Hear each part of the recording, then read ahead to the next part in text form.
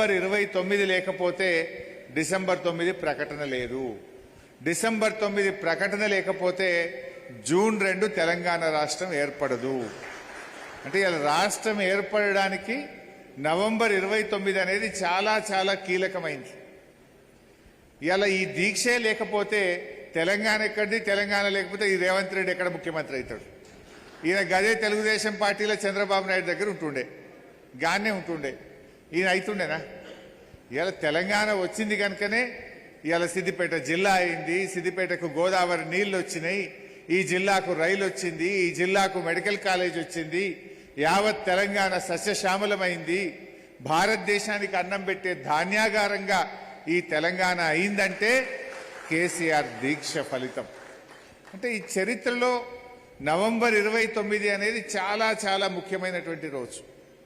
అందువల్లనే ఈ దీక్షా దివస్ను మనం ఘనంగా జరపాలని చెప్పి నిర్ణయించుకున్నాం.